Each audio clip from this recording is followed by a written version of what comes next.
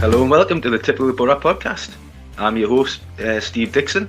Good news on last week's podcast. That was our highest viewing numbers so far since the podcast started, so that was great.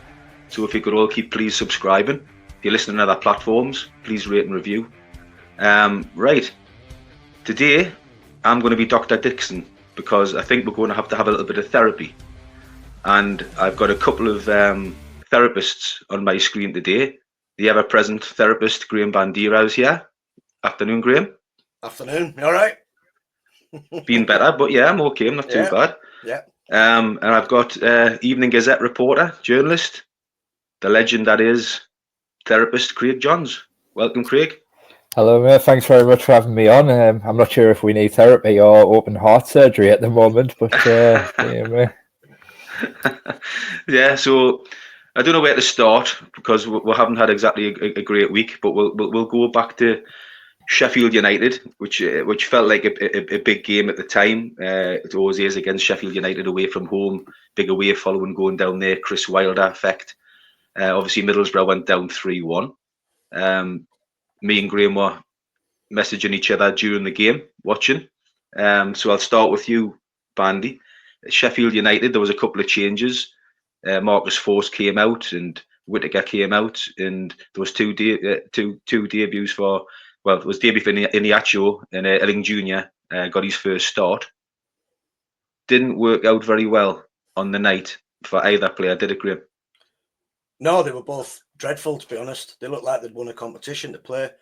I was just aghast. Seriously, I was aghast at how bad they were.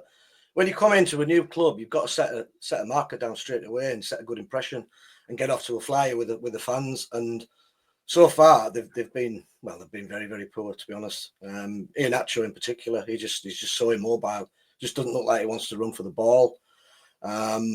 Just a poor player. He's meant to be a focal point up front in that particular game, and nothing sort of come off. Nothing stuck up front, and we were just under pressure most of that game. So what went forward ended up coming back. So he was dreadful, and I don't think I've seen a worse debut from Illy Jr. in all my life. He was atrocious. I can't say a single positive about him apart from he kept going, but he should have kept going down the tunnel for me. He was terrible. So yeah, a bad start. I was sceptical when Latiolaf went, and he didn't give us any time really to bring anybody of any quality in. And these look like panic buys to me, serious panic buys, and I don't see it getting any better the longer they play for us, sadly. But the game itself, the game itself was it was a joke, wasn't it? We know that by now. It's the same every week, rinse and repeat. Yeah. Well, I was just going to actually just play a podcast that we've already done over the last 6-7 weeks and save everybody the time of listening to go through rants again. But we do have a lot of people that still like to have the therapy, so we'll continue with this. Craig, obviously you were down at Sheffield United, and you've seen the performance in front of your eyes. It was a very unlike Michael Carrick team performance, very disjointed. The debuts, as Bandy's already touched on, were both pretty poor. Bandy actually thought Iniacho reminded him of Mido, which was very which is a frightening thought. What was your thought? What was your thoughts, in terms of Chris? his immobility? Yeah. I mean, I think what you've just touched on there was a point. The big point that I took from it, I think the biggest indictment of Sheffield United was, throughout the season, the frustrations have been that actually Middlesbrough, for the most part, look a decent team and play look nice football, keep possession. They're then just a bit soft at one end of the pitch, concede stupid goals that cost them games, and they don't kill teams off with all the possession that they have. Complete opposite at Sheffield United. It was probably one of, if not the only time I remember this season where Middlesbrough were just pretty much second best from start to finish. And I see that, and I completely appreciate the opposition. Sheffield United are a good team. Chris Wilder's got them as a winning machine effectively this season. I think they went top yesterday, didn't they, with their win? But it's so frustrating because I still look at Sheffield United and I guess the evidence is in Middlesbrough beating them at the Riverside back in October, was it? I still think Middlesbrough on paper can be every bit as good as Sheffield United. I don't look at that Sheffield United team. Okay, maybe after January, they've made some good additions after the takeover in January. But certainly in the summer, it was a team largely cobbled together on free agents and loan players because of their ownership situation in the summer. So there's absolutely no reason on paper why Sheffield United should be, as far gone from Middlesbrough as they are. And, the fact that what was particularly frustrating is there was a 9-day gap between Sunderland and Sheffield United where, the players had the chance to go away, work on things, try and, right the wrongs. And, it was probably the worst performance of the season, if we're being honest. Yeah, it was really disjointed. It was so un-Carrick-like. The tactics, that's my first signs of Michael Carrick starting to panic, and the first signs I've seen of Michael Carrick actually going away from his football philosophy and struggling to actually come up with ideas and answers of what to do, and just tweaking things and just going away from what he normally does.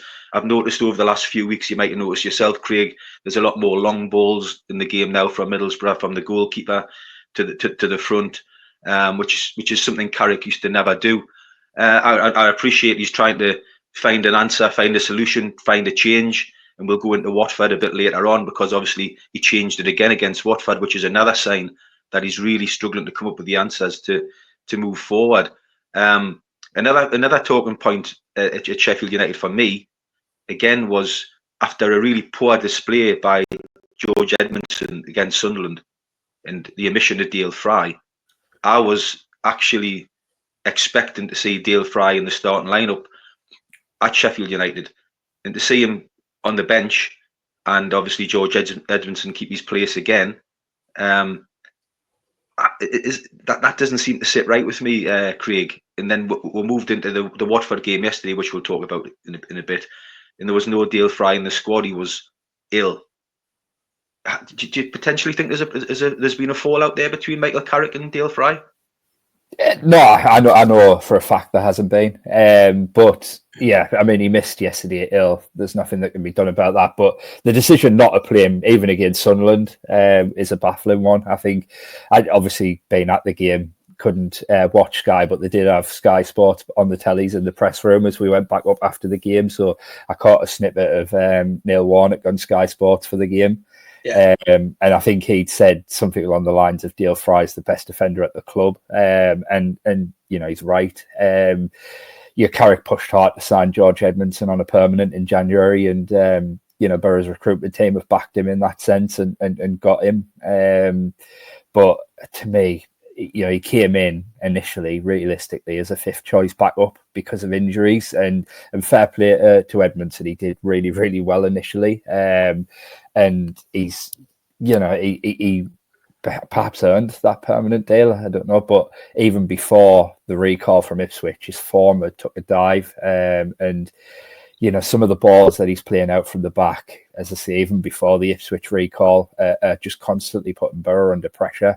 I know this is more Sheffield United and his selection there than Watford, but even the Watford game, there was, moments in that game where he put Boro under pressure, taking touches when he shouldn't have took touches and things like that, and putting himself under pressure. Like it's systemic of Boro's whole season, really. They keep putting themselves under pressure with silly decisions in individual moments in games, and Edmondson's been a prime example of that in recent weeks. And as I say, Fry ill, he couldn't play yesterday, that's fair enough, but for me, since he come back from injury, he's been one of Boro's best players, and certainly the best defender. So, how there can be any justification for him not being in the team for Sunderland and Sheffield United is a bizarre one. Yeah, I mean, I didn't realise that George Edmondson's nickname was the Fridge, because he actually played with one strapped to his back. If he maybe took it off his back, he'd get around a bit quicker. But he wouldn't be in my team, Craig, that's for sure. So we'll dive into Watford, and we'll move away from Sheffield United. At least we'll have a little bit of comedy value to talk about the Watford game. But there was four changes: Bergzog, Giles, Ling Jr., and Finn Azaz which was a big talking point for me, Finn Azaz, because obviously he's Michael Carrick's man. Finn Azaz rarely takes him out the lineup. He was taken out, and Conway, Borges, Whittaker, and Barlassa come in. Change of formation, change of personnel, still didn't work. Middlesbrough went down to inform Watford, who'd won one of the last 11 games, and they went down to the prolific Moussa Sissoko, who managed to bag his 4th goal in 182 games. The Boro meme is still going on, live and strong, still there. The old meme, still can't shake that off all season. So Finn Azaz. Now, I wrote down about Finn Azaz. He was obviously Player of the Month in November. 5 goals, 5 assists. Plus, he got an assist in he got 2 goals and 2 assists in December as well. Obviously on Boxing Day against Sheffield Wednesday. In the 9 games since Boxing Day, no goals, no assists. What's happened to Finn Azaz, Craig? Put simply, I think he's a marked man. I think you've mentioned what happened in November, and that meant teams took notice, and he's a marked man now. And I think if you think of the player that Finn Azaz is and what he's good at finding space. He's good at dropping into little pockets, getting the ball, and then quickly moving it around. Bringing other players into play, playing a through ball for someone. He's not what I would call like an agile player. He's not somebody who beats a man on the dribble or anything like that. He relies on finding pockets of space and using that space with his ball playing. He's never been a particularly fast player. He's never particularly had incredible feet, as in like close ball control to, as I say, beat a man.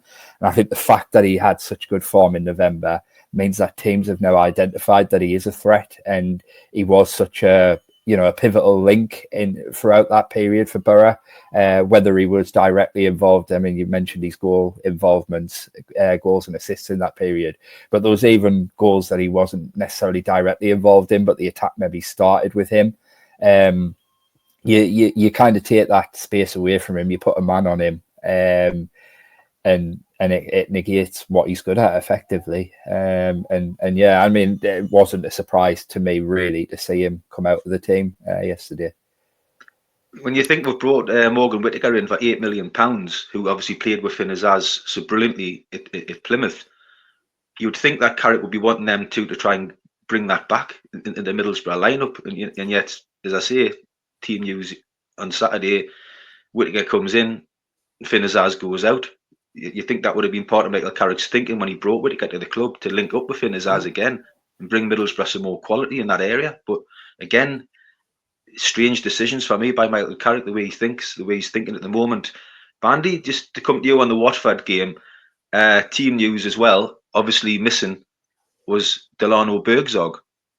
So Michael Carrick said he was missing from the start in the lineup because of tactical reasons. Delano Bergzog, 3 goals in his last 3 games, left out the team for tactical reasons. Is Carrick starting to lose the plot, Graham? Well, I think it's to say losing the plot is putting it mildly. I mean, you don't drop your best player, and that was, he did say it was for tactical reasons, but it was a very strange decision. It clearly backfired because he brought him on, as quick as he possibly could. He arguably has been our best player the last month or so, and took his penalty well under a pressure situation at Bramall Lane. Looked quite enterprising. He was the only spark really on that evening. When he gets the ball, he's direct. He likes to go up players, so he gets fans off the seats and gets the fans behind him and behind the team.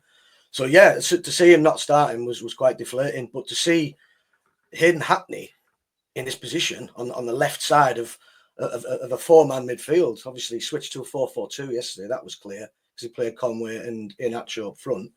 Hackney wide left. I think the last time I saw Hackney wide left was it the Chelsea game last season? Yes, it was the Chelsea game, yeah.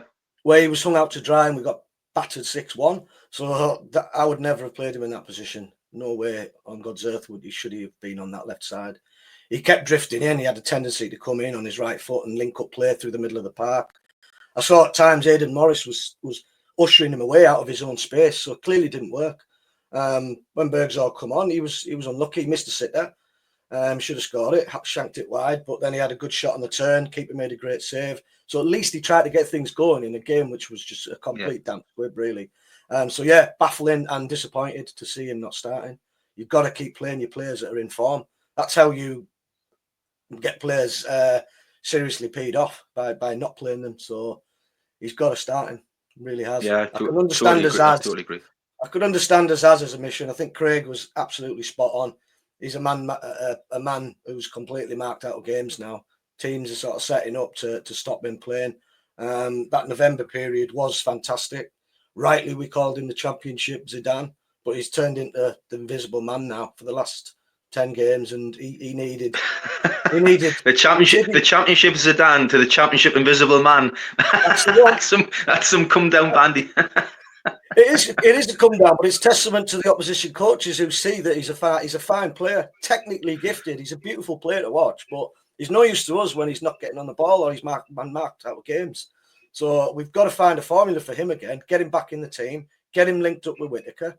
It's disappointing that they haven't really played together properly for a run of games. Probably Whittaker signed on the premise that he's coming to play with his friend as well, but that'll be disappointing for Whittaker. So we've got to get them linked up as soon as possible. He's showing a bit of promise. He was okay yesterday, but he fades quite quickly, does Whittaker. He just looks quite slight at the moment. And speaking of slight, Azaz, he looks like he needs to be put on a weights program or something pre-season just to bulk him up a bit, because he's finding it tough when players are just closing him down and stepping across him and just brushing him aside. It's not good to watch. Craig, Bandy was mentioning the formation. It had me a bit perplexed to try and work out. I thought it was, when I seen the lineup, going to be a 4-3-3. It seemed when they kicked off, to me it seemed to be more of a 4-4-1-1 with sort of Iniacho playing just behind Conway, and then as the game progressed, it seemed to progress into a 4-4-2. What was going on yesterday, Craig? What was your take on the formation, the selection? It looked a 4-4-2 to me. Yeah, it was hard to pick out. It felt like the idea behind it was Iniacho in the old Tuba role, didn't it? And there was like pressing, and that's why, with the press, I think at times out of possession, even back then with Tuba, it was almost like a 4-2-2-2. Is that right? Have I done that right? Yeah. And you kind of he can go quite narrow, and he's off the ball kind of thing, and he'll let teams have it out wide. And they almost create this kind of central channel where they won't let teams play and they make it compact. And he tried to explain with the the Bergzall decision and playing Hackney there as he was trying to make it more compact, which I guess supports that theory, compact in the middle of the pitch. And, that has been an issue in terms of Boro being wide open in the middle of the pitch. There's no doubt in that. And I guess if you were to kind of look for a positive, I guess, Watford, until later on when Boro did have to really go for it, didn't really create much. But I'm not sure how much of that was Boro's doing and how much of that was just the fact that Watford aren't a good team either. They arrived at the Riverside with 1 win in 10 and didn't show me any signs of quality to suggest that they should be coming to the Riverside and taking 3 points away. Yet again, it's a moment lapse in concentration at the back, not picking up a man, free header in the 6-yard box from a corner. And between two poor sides who are clearly lacking confidence, it's a goal like that'll decide a game. But yeah, it was as Bandy's touched on there. It was just strange decision making in the tactics. I could understand. I think Hackney. Later on at Sheffield United, Hackney went up into the 10. He replaced Azaz, didn't he? As Barlaser came on, and I thought that helped Hackney. I thought Hackney was struggling at Sheffield United early on. So I think they just ran through Boro's midfield and were too physical. He was a bit too weak off the ball in that game. Moving up to the 10, kind of loosened the shackles, if you like, on him, allowed him to be his more positive self on the ball. And also he has the energy, which Azaz hasn't got, to get back in. And I think at times at Sheffield United, Boro needed that kind of third midfield player to try and shore things up as Sheffield United were doing that. As I say, running through them like a hot knife through butter through much of the first half, realistically. So in some respects, I would have understood it if he then on Saturday against Watford put Hackney in the 10 role and did the same again. Try to make the midfield stronger. Hackney's got that energy to drop back in as a third when needs to be, but then can positively drive forward with the ball.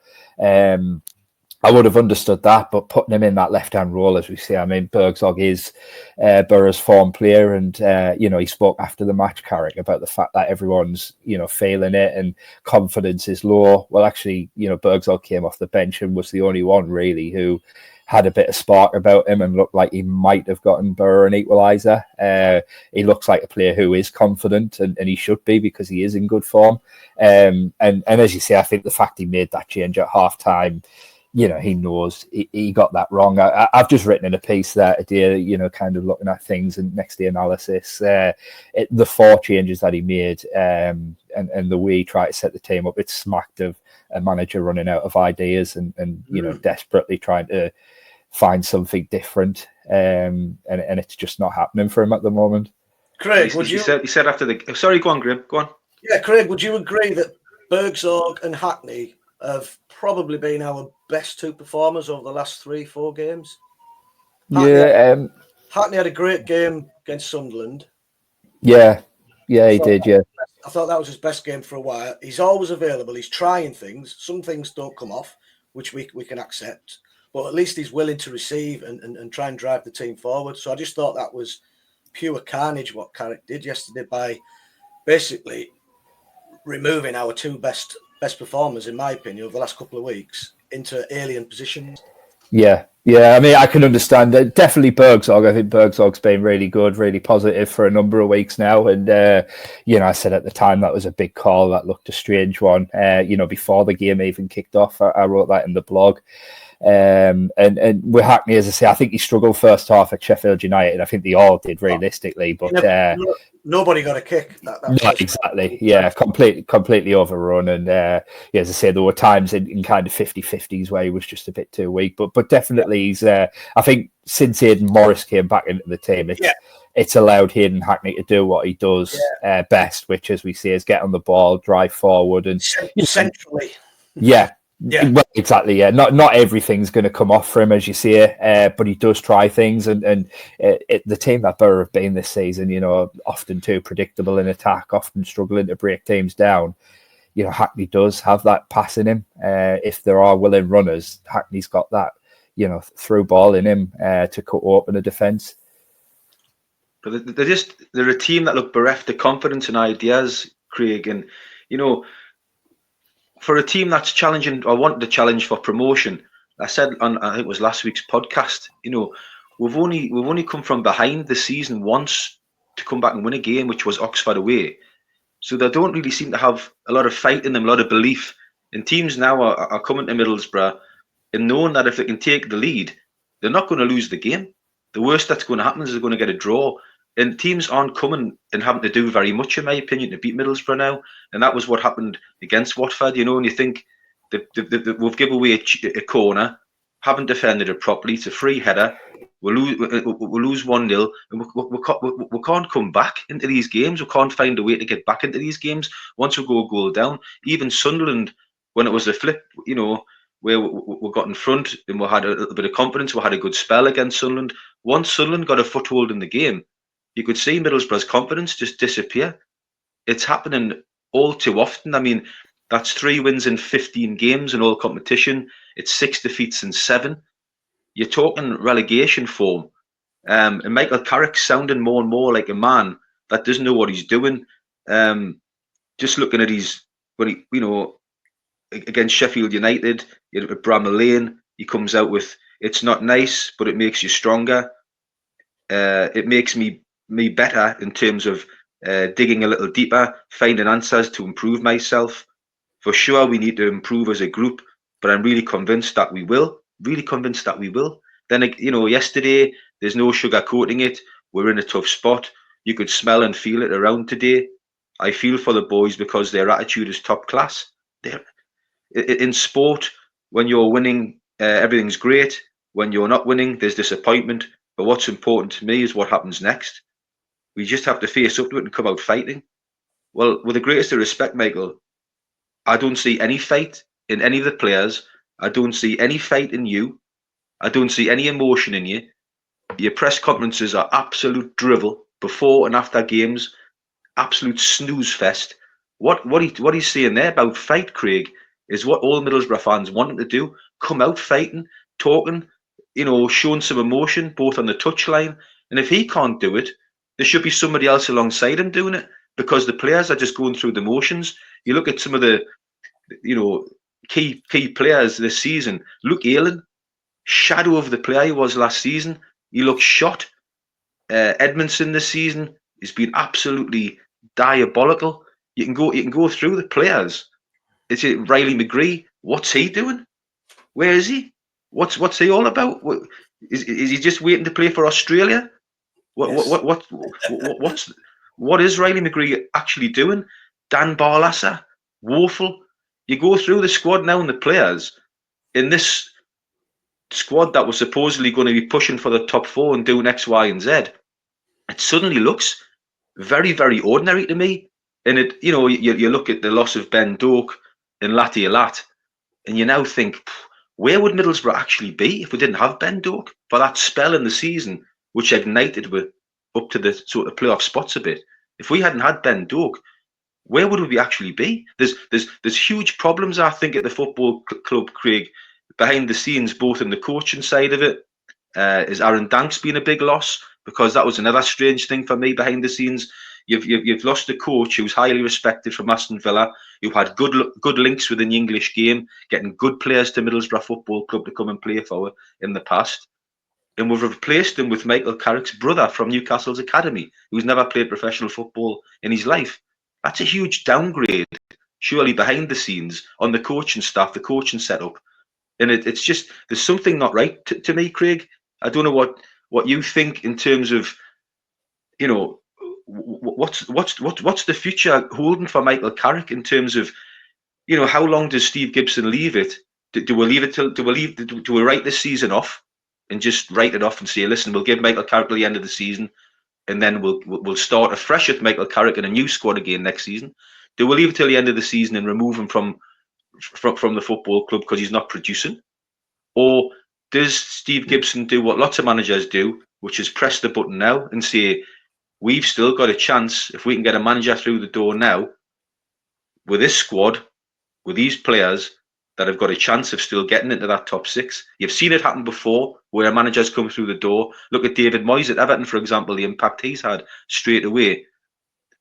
What's your gut feeling, Craig? What do you think Steve Gibson's thinking at the moment? It's a really tough one. I'd love to know Steve Gibson's thoughts at the moment. And what I do know is Steve Gibson really likes Michael Carrick and has really, really backed him in the time he's here. And I think what's surprising is how quickly this has unravelled. I mean, you go back to the summer and Michael Carrick getting his new contract, 3 years. It was a sign of intent. It was a sign of everything being good at the club and everyone pulling in the right direction, the same direction. And let's be honest, that was celebrated. That was widely celebrated when Michael Carrick was handed that new contract. Everything felt, it was going in the right direction. And on the back of that, a summer transfer window where, yet again, heavy investment in the squad, big offers turned down for Rav Vandenberg, Hayden Hackney, Emmanuel Latilat. Real ambition, I think you can see, shown by Steve Gibson to back Michael Carrick. And there was a feeling that with the 3 clubs that had gone up, the 3 clubs coming down, this was a weaker championship and an opportunity. And I think Sunderland have proven that that's correct. That was the correct, kind of analysis of the division that this season was going to be. I think the fact that, Boro's form that they've been in, and yet they're still only 4 points and have a game in hand off the playoffs is an indictment of, realistically, this championship isn't a very strong championship. You've got those 4 clubs at the top who have pulled away. And on paper, Middlesbrough should be within those 4 clubs. It should be a 5th, and Middlesbrough should be there.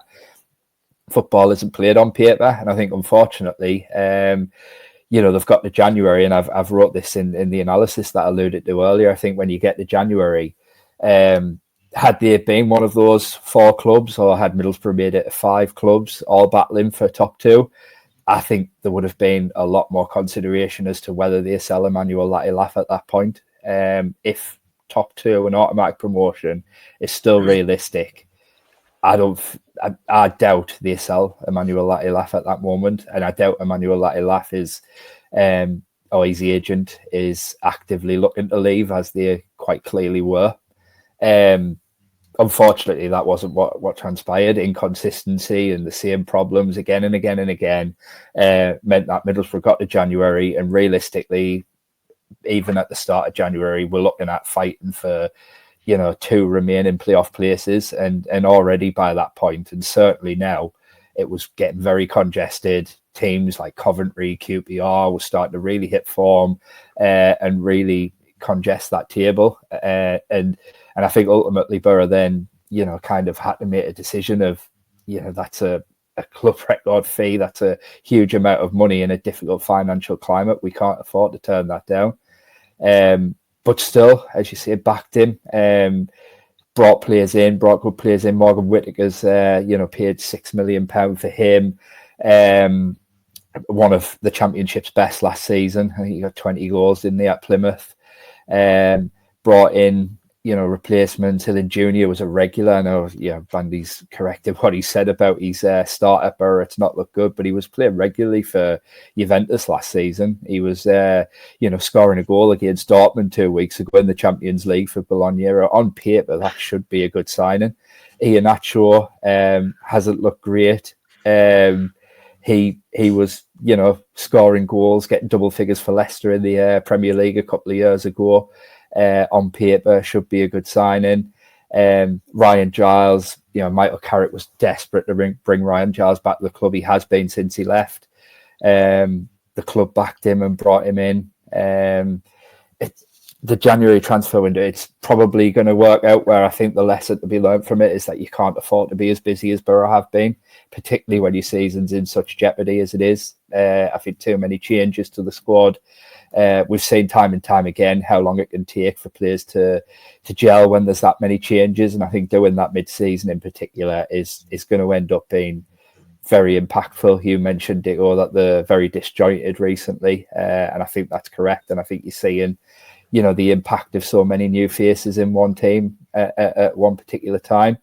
But yeah, I think ultimately, in terms of from Steve Gibson's point of view, I don't think you can look at it and say he hasn't backed Michael Carrick. And with that in mind, and with the reality, really, the harsh reality is this is a squad that should be doing a lot better than it is. This is underachieved, even if they hadn't dropped to 11th, even if they were just outside the top 6 because they were 7th like they were a couple of weeks ago. Not being in that top 6 is underachieving, and it will be a failure if they don't make top 6 this season. And that's what brings a huge dilemma for Steve Gibson now. As I say, he craves stability. He's traditionally always been and has been praised for being a chairman who supports his managers, backs his managers. He doesn't want this kind of sacking culture elsewhere. Constantly changing your manager, inevitably that means changes, throughout the squad. Huge overhauls as new managers want to come in and put their own touch on squads and have their own ideas of what good players look like.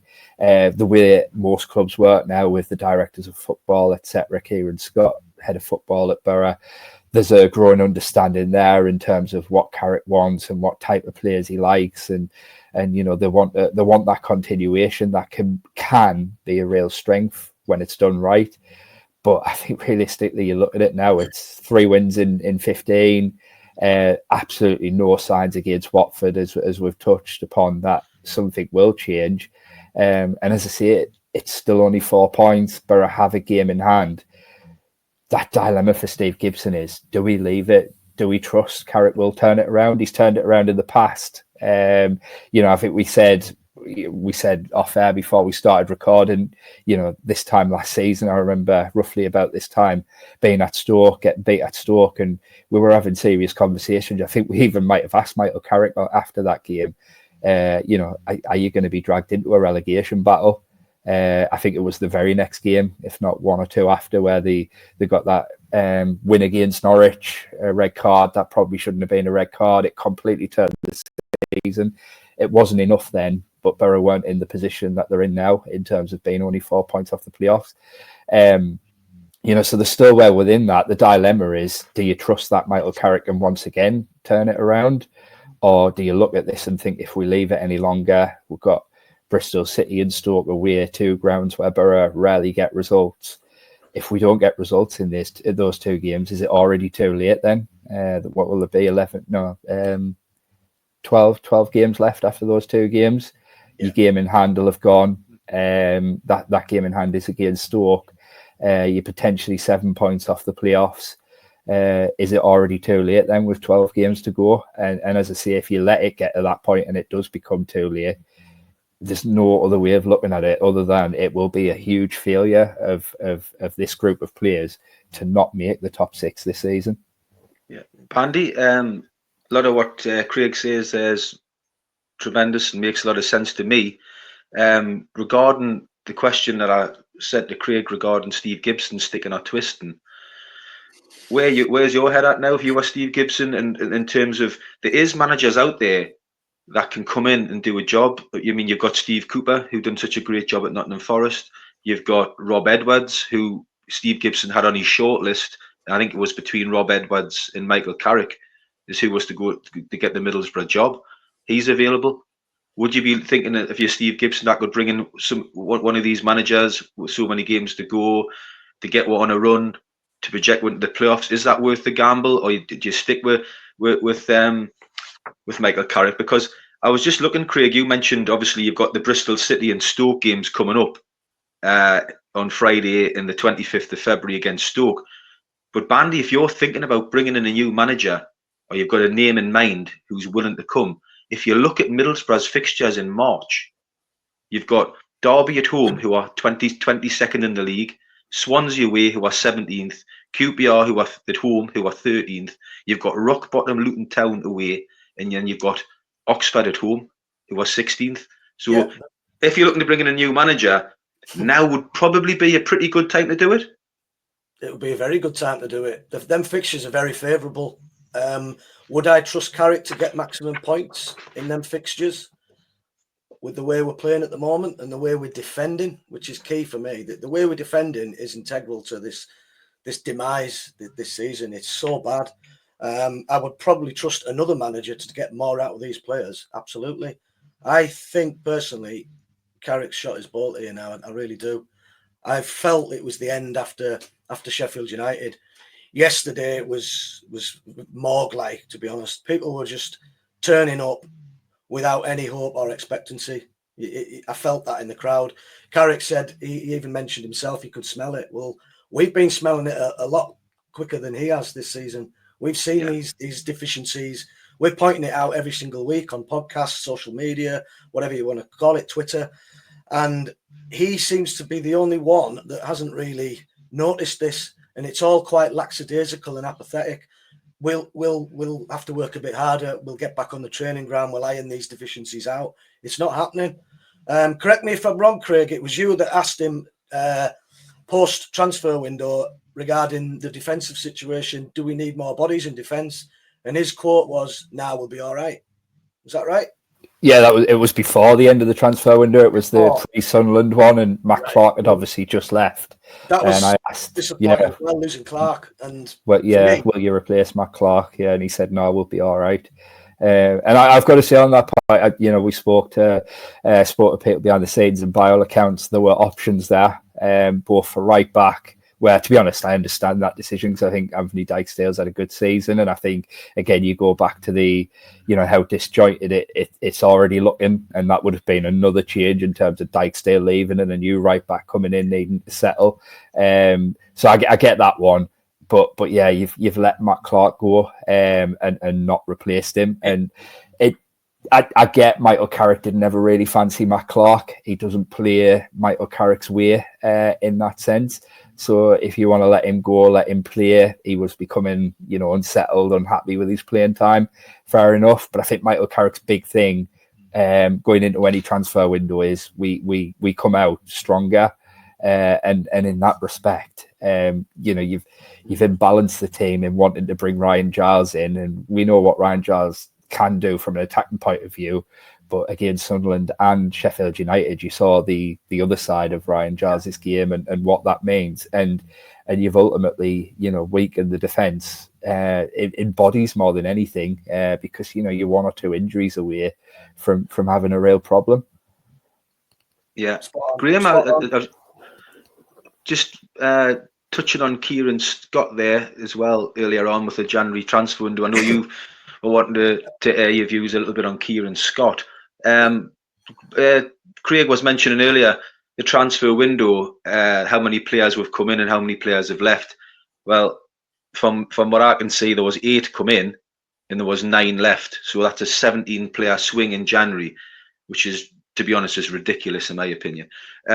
But also we mentioned on the podcast, I think it was last week or the week before, about Kieran Scott with the loan situation, how the previous season he had made a big, push in social media and podcasts that we're not going to go down the loan route anymore. Too many players we're bringing on loan from clubs who've got 4 and 5 year deals. We make them better than they go back to their clubs. And if we don't get promoted, we've got a big overhaul again the following summer. This season now, we've got Iniachu on loan, Ilan Jr. on loan, Mark Travers on loan, Ryan Giles on loan, Ben Doak on loan. I think possibly for the first time since he's come to the club, Kieran Scott's going to come in for a little bit of criticism. Do you agree, Graham? I do agree, yeah. I wouldn't get too carried away about this guy, if I'm honest. He's brought in some good players, but let's remember he's brought in some seriously bad ones, particularly defenders. And I would question his ability to spot a defender, because that is the crux of the matter. That is what is killing our season and letting us down week on week. We bring in defenders and they're no good. They are no good. The cover that we bring in is no good. And when we get key players out in defence, it's just not good enough. It's so difficult to get a settled back 4 because the ones we've got currently are not good enough. The ones we bring in aren't good enough. So I would just question his ability to find a defender. He's brought in some fine, creative, attacking players. Akpom, Rodgers, Lath, but they're no use to us at other clubs, are they? So he's got to start looking for defenders. And I know him and Carrick do work together. And Carrick must obviously sign off on these signings. But I'd question them both in terms of, are you capable of finding defenders that can defend? Because the one we did have isn't here anymore, and that's Matt Clark. He's the only one that seemed to enjoy being a defender. We've got ball-playing centre-backs, but I'd question both of them in terms of their defensive capabilities. People going about Rav van der Berg, he's fantastic. All these clubs are looking after him. Well, if he was that fantastic, he certainly wouldn't be here, in my opinion. And I'm just disappointed in him this season. He needed to stand up this season. I think he's been poor. Dale Fry, arguably our best defender, not even in the team for whatever reason, whether it's a niggle or he's ill. We can't help that, but he's had opportunity to play and he's not played him. He seems to rate Edmondson beyond any of the other defenders, which I find staggering. I mentioned the other week, they call him the fridge. Well, he is the fridge because he leaves me cold every time I see him playing. He's shocking. Ayling was great last season. I'm his fan. He was brilliant last season, earned a contract, started poorly, got injured, came back. He's not the same player. I'll concede that he's probably not fit for purpose at the moment in terms of wingers attacking him and basically turning him inside out. He just hasn't got the pace to get back. He'd probably be more suited to a wing-back role because he does like to forage up front, but he doesn't like to get back quick. Or you could play him as a third centre-back, a right-sided centre-back. So the dynamics for a defence are there, but he doesn't seem to want to change it or mix it up. At this current situation, my feeling would be to go to a 3 centre-back formation or 5, with your wing-backs, 5 at the back, whatever you want to call it. I think that would suit our personnel more than any other system at the moment. It would allow Borges or Giles, if he's got that inkling to play them further forward, to play forward and get in the opposition half and get crosses in. We saw the Sheffield game where he pushed Borges further forward and played him inside, sort of underlapping, which kind of works, but second half it completely turned on its head. So we've never found that formula defensively. The Aitor season, you could name the back four, and it never conceded, and the players never got injured. It was pretty much consistent all the way through the season, and we had a very good goals against record. Whereas this season, it's just been shocking. We've conceded 3 goals in 7 games, 7 individual games. We've conceded 3 goals. I mean, that's just crazy talk. We can't be allowing that to happen. So back to my original point: can Kieran Scott find a defender? Has he got that in him, or is he more creative minded? Craig, your thoughts on Kieran Scott? You know, he's come to the club. He has done a lot of good things. He's done a lot of good work behind the scenes. He has made, in my opinion, a lot of money for Steve Gibson by bringing in some players that were managed to sell on for huge profits, which is making the football club stronger financially. And you would think, because of what we've done with Lat now, even if this season goes pear-shaped and we end up mid-table and Michael Carrick gets the sack, even in the summer financially to go again, the club would probably still be in a very, very good position through that business that Kieran Scott's done. But just lately, like I was making the point to Graham regarding the 17-player swing this January, and Bandy's mentioning that his inability sometimes to bring quality defenders. The situation, how he's changed his opinion on the loan situation. Has Kieran Scott got it wrong lately, Craig? I think there'll definitely be moments of reflection in terms of where it's gone wrong, where it's gone right. I think I've already mentioned that I agree. I think one of the big takeaways of January will be that mid-season Middlesbrough cannot afford to be having that kind of overhaul in a squad in particular. And ideally, you don't even want to be doing it in a summer transfer window. And I know that's the thinking at the club as well. They want more stability. And the irony is what's been done in January, particularly with the loan situation, as you've mentioned, is, there is going to be another overhaul in the summer. I think if Boro were to get up this season or whenever they did, I think a bit of a squad overhaul would be inevitable. You go up, you get a lot more money, and you have to strengthen to have any chance of staying in that division. It's an inevitability if you go up that there will be an overhaul. But when you're staying down, as you're trying to build, you want to build off a bit more stability than Boro have in recent years, because we see time and time again the amount of changes that are made in the squad can be disruptive early on. And as I say again, doing it mid-season this time, it's looking disruptive again. In some respects, I think a bit of the victims of circumstance. In hindsight, I'll question whether actually, and I understand why they didn't. I understand the want to be ambitious this season, and I think it's another kind of bad mark for Carrick that it got to January and the decision had to be made to sell Latilaf because of the position in the table. But I think in hindsight, if they needed a big sale this summer for financial reasons, this season, I think it should have been done in the summer in hindsight. I think if you'd have done it in the summer, if you'd have sold Latilaf, then you could have probably better replaced him back then, had a better chance of doing so. And the difference in money, you would have talked to someone. I think Ipswich has bid on deadline day, and again, I understand why they turned that down. They would never have been able to get a replacement on deadline day.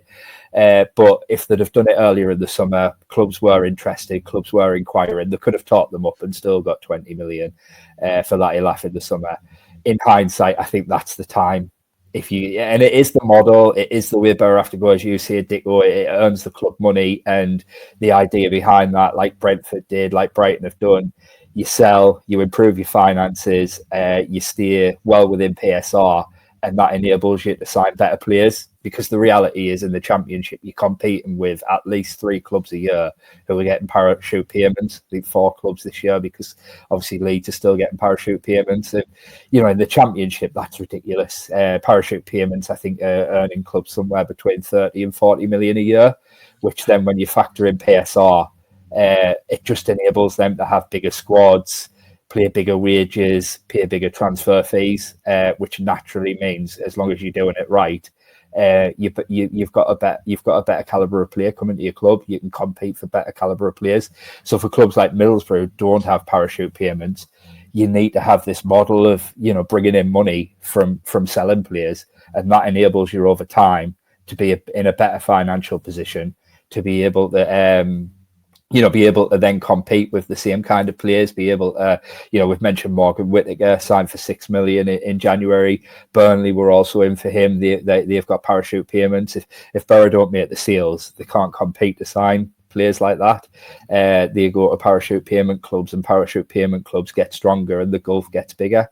So that's, the model. But I think in hindsight, I think reflections on this season and reflection on what's happening right now, if you're going to make sales, and I look at Brentford, I've seen a lot of people say, clubs don't win promotion when they sell the best players. Well, actually, Brentford sold their top scorer 2 seasons in a row. And then the 3rd season, they signed Ivan Toney and went up.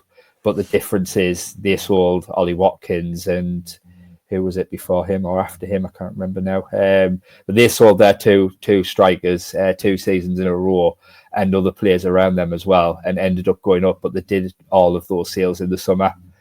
So I think that's something to take out of this. So going back to the various points that were made on Kieran Scott and his business, loans was mentioned, right, as a bit of a victim of circumstance there. I think the goalkeeper situation meant, Mark Travers, they needed a goalkeeper. Mark Travers was available on paper, and I think actually questionable for some goals in his first couple of games, but he was probably decent against Watford.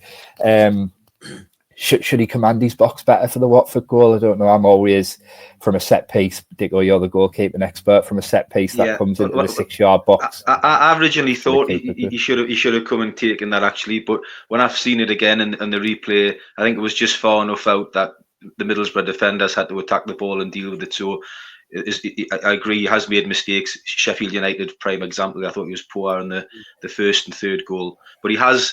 He's a victim of Middlesbrough. He's playing in different players, different back fours, a lack of confidence in front of him, and he's facing far too many shots every week that he should be facing, and he has made a lot of saves. On paper, obviously going back to the point I was making, he's a good keeper on paper, and he's made some good saves. And as I say, I think a victim of circumstance in that loan, in that they needed to bring someone in, and Mark Travers on paper is a good signing. So that explains that one. Obviously, Ryan Giles is one where you needed. You didn't need a left back, but Michael Carrick was desperate to get Ryan Giles back to the club, and I think if we're honest, there probably is doubt at the club about Ryan Giles, and possibly doubt about Michael Carrick's future as well, certainly beyond this season. So they've backed him. They've done what he wanted in bringing Ryan Giles to the club, but also probably protected themselves as well in terms of, if Michael Carrick doesn't happen to be here next season, well, they're not tied to any deal in which Ryan Giles necessarily needs to be. I say that as, I'll be honest, I'm a Ryan Giles fan, and I think analysing yesterday's team, I know we've already analysed the changes. I actually think a game like yesterday would have suited Ryan Giles more. I think early on, when Borges looked to get forward, it looked like it was going to work well. They had actually a decent start in the game. For whatever reason, Neto Borges stopped doing that almost immediately. Yesterday was the type of game where Middlesbrough could and should have controlled it.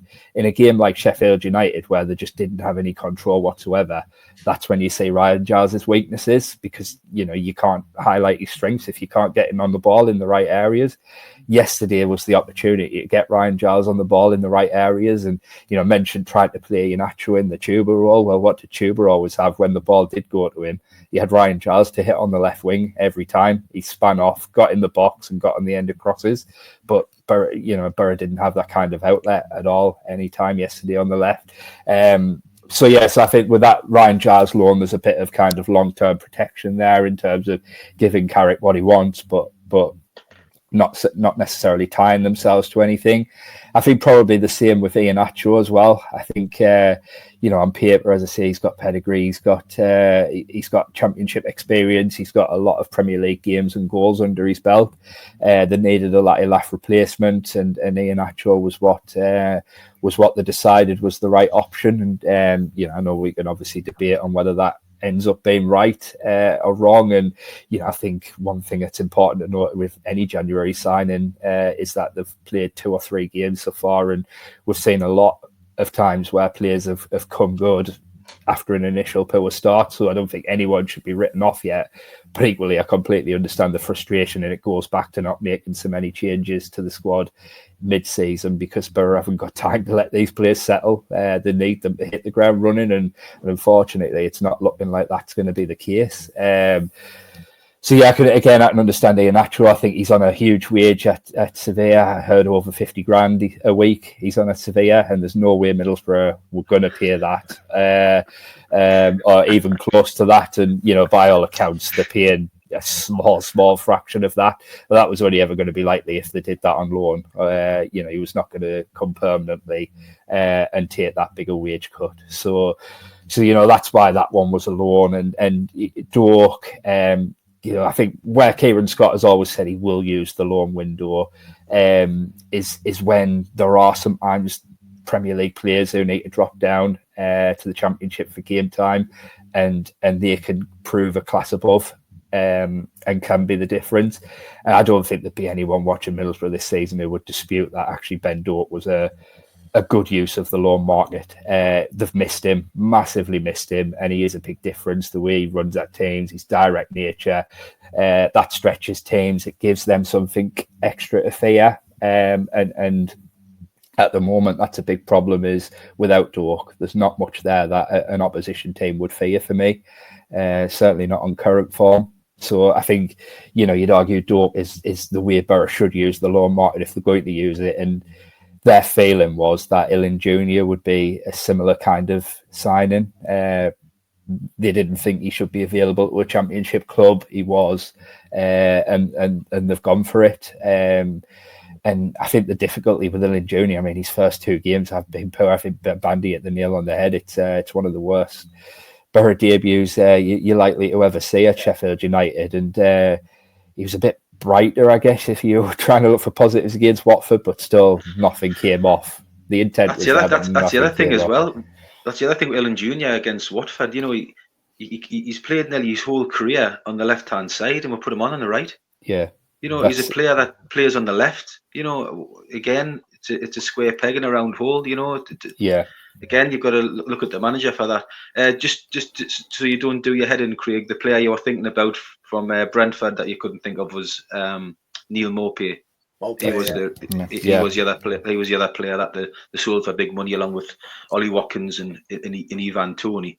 Yeah, obviously Toney after they'd gone up, and they did the big two sales in the two consecutive summers, both top scorers, brought Toney in, and Toney got them promoted, and that's the idea, is you keep building in that manner. You bring the money in, you build, and I'm sure the money that they got from Maupay and Watkins wasn't only used on Toney.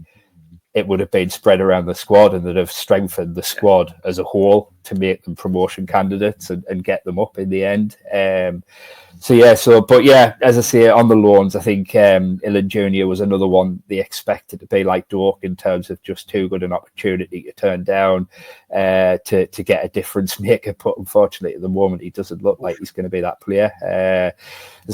Maybe he needs time, but Boro don't have time, unfortunately.